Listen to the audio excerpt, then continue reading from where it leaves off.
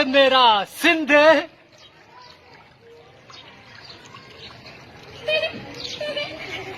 और बाबा ये मेरा सिंध का मुस्तकबिल है,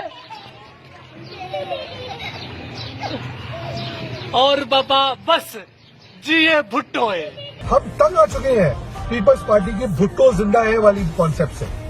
हम जान छुड़ाना चाहते हैं। हम चाहते हैं कि जो भुट्टो आपने जिंदा रखा हुआ है, ये आपसे अंदरूनी सिंध में जिंदा रखे। शहरी सिंध में सुबह बनने के बाद उसमें अब भुट्टो जिंदा नहीं होगा। उसमें सिर्फ कायद-ए-आज़म का निजाम का निफाज जिंदा होगा और सिर्फ तरक्की का निजाम का निफाज जिंदा होगा। हमने भुट्टो को जिंदा रखने के लिए हमारे बाप दादा ने पाकिस्तान नहीं बनाया था। हमने आपकी हरामखोरी जारी रखने के लिए पाकिस्तान नहीं बनाया था। हमने आपकी लसानियत जिंदा रखने के लिए हमने पाकिस्तान नहीं बनाया था। हमारे बाप दादा पाकिस्तानी बनने आए थे, सिंधी बनने नहीं आए थे। जब तक शहरी सिंध का एक एक बच्चा जिंदा है, हयात है, लड़ता रहेगा, सिंधु देश नहीं बनने देगा। ये ख्वाब आपका कभी पूरा नहीं होने देगा। इस बात को याद रखिएगा।